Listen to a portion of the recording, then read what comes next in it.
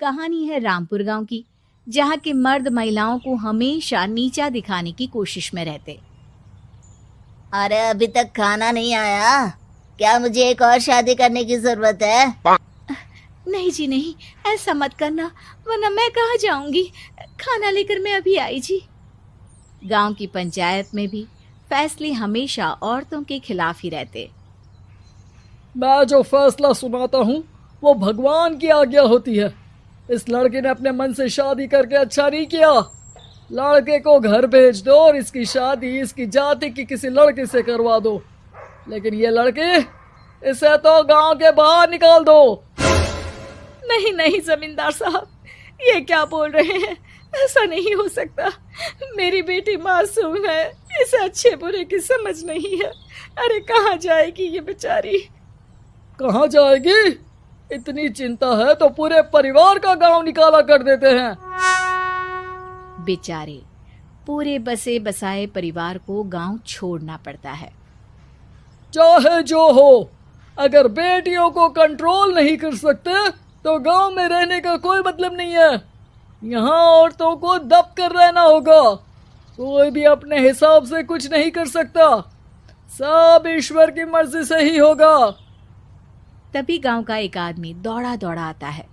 सरपंच साहब, जमींदार साहब, वो कालिया है ना, उसकी बेटी पढ़ने के लिए शहर जा रही है। अच्छा, ये कब हो गया? और कालिया की हिम्मत कैसे हो गई ऐसा करने की? लेकर आओ उसे और उसकी बेटी को।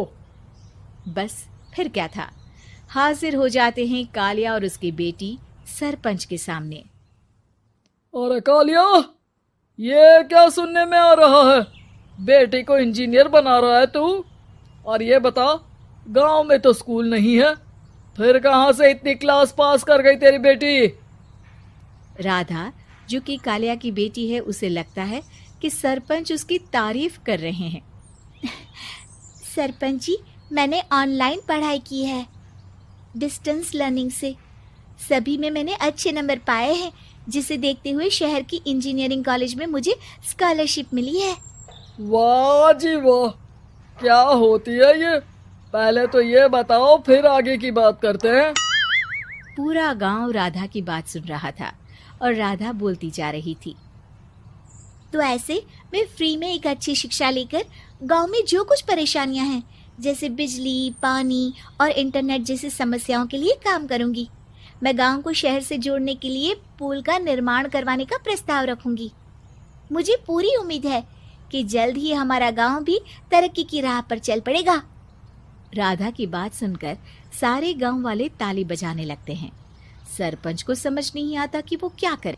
चुप रह नादान लड़की, गांव के खिलाफ जाने के लिए तुझे गांव से बेदखल कर दिया जाएगा, वो भी पूरे परिवार के साथ। और हाँ, अगर ठीक से गांव में रहना चाहती है तो ये पढ़ाई लिखाई छोड़ दे। हम तेरे लिए गांव का कोई होनहार लड़का देखेंगे। तभी गांव का एक आदमी बोल पड़ता है। अरे नहीं नहीं सरपंच जी, राधा बिटिया जो बता रही है, अगर वैसा हो जाए तो हम लोगों को पैसा कमाने के लिए बाहर नहीं जाना पड़ेगा। हाँ जी, और ना ही कोसों दूर पानी के लिए भटकना पड़ेगा। हमारे बच्चे भी अच्छी पढ़ाई कर सकेंगे और आगे बढ़ेंगे, ना कि हमारी तरह खेती करते बैठेंगे। क्यों गांव वालों, राधा बिटिया का साथ देना चाहिए ना।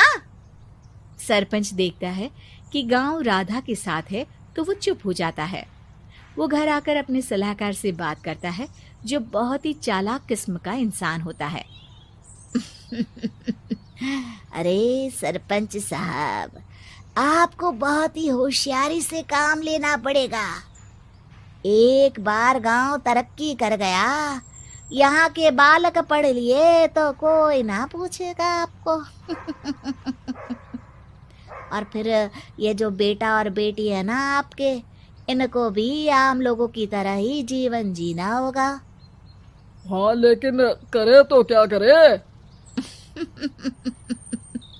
वो ना आप मुझ पर छोड़ दीजिए, बस मैं जैसा बोलूं करते जाइए।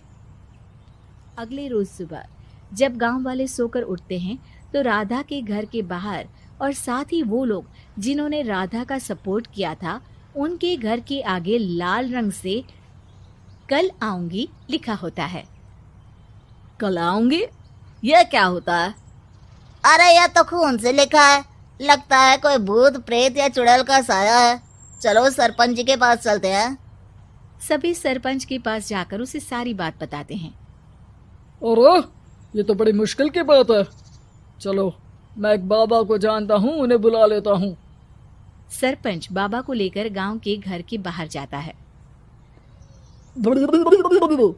ओहो, तो ये वो चुड़ैल है जो उन लोगों को निशाना बनाते हैं जो गांव को बदलने का सपना देखते हैं। वो गांव को ऐसे ही संपन्न देखना चाहती है। वो नहीं चाहती कि कोई बाहरी यहाँ का कायाकल्प करे। क्या तुम लोगों में से किसी ने गांव को बदलने की सोच रखी है? तभी राधा की माँ रोते रोते आती है। मेरी राधा घर से गायब हो गई है। अरे कोई तो बचाओ, मेरी बच्ची कहाँ गई?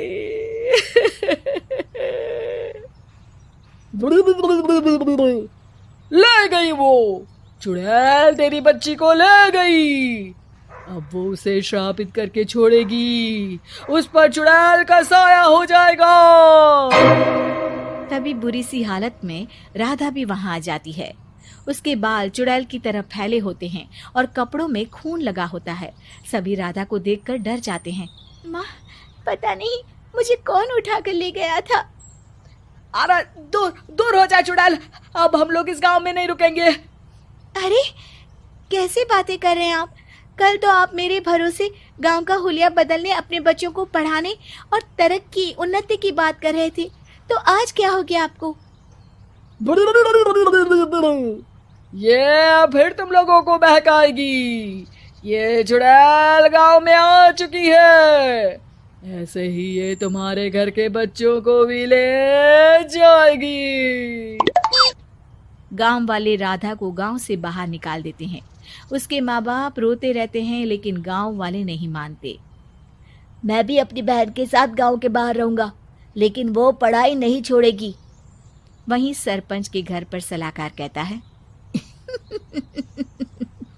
देखा, सांप भी मर गया और लाठी भी नहीं टूटी। लेकिन अगले ही दिन सरपंच के घर के बाहर भी वही शब्द लिखे होते हैं। और फिर सरपंच की बीवी कहती है, हमारी बेटी को किसी ने अगवा कर लिया है। तभी राधा का भाई वहां आ जाता है। अरे गांव वालों, मैंने सरपंच जी की बेटी को देखा था। वो चुड़ैल उसे उठाकर ले जा रही थी। अरे क्या मजाक कर रहे हो? नहीं नहीं सरपंच जी, आप नहीं जानते। वो चुड़ैल अब आपकी बेटी में आ जाएगी, जैसे राधा के अंदर आ गई थी। तभी सरपंच की बेटी वैसी ही हालत में वहां आती है जैसे राधा आई थी। पापा, पता नहीं कैसे मैं गायब हो गई थी। चुड़ैल, इसके अंदर भी चुड़ैल का साया है, मारो इसे। अरे नहीं नहीं, इसे भी राधा के पास गांव के बाहर ही भेज दो। अरे चुप रहो, मेरी बेटी कहीं नहीं जाएगी और चुड़ैल वुड़ैल कुछ नहीं होता है। अरे कैसे बात कर रहे हो सरपंच जी? आप तो बोल रहे थे कि आपका फैसला भगवान का ज्ञान होता है, तो अपने पर बात आई तो अब आप ऐसे बोल रहे हैं। अरे ना ना ना, आपको अपनी बेटी को त्यागना ही होगा। अरे बुलाओ बाबा को। राधा का भाई बाबा को ले आता है, जिसे अब गांव वालों के डर के कारण सच बोलना पड़ता है। मैं कोई बाबा नहीं हूँ, मैं तो मोची था। ये सलाहकार महोदय ने मुझे कहा था एक्टिंग करने को। अब वो मुझे पैसे देने वाले हैं। अब मुझे माफ कर दो। गलती हो गई, मुझे माफ कर दो। तभी वहां राधा आ जाती है। देखा सरपंच जी, जब गांव के बच्चे साक्षर होंगे तो आप जैसे लोगों की चालाकी नहीं चलेगी।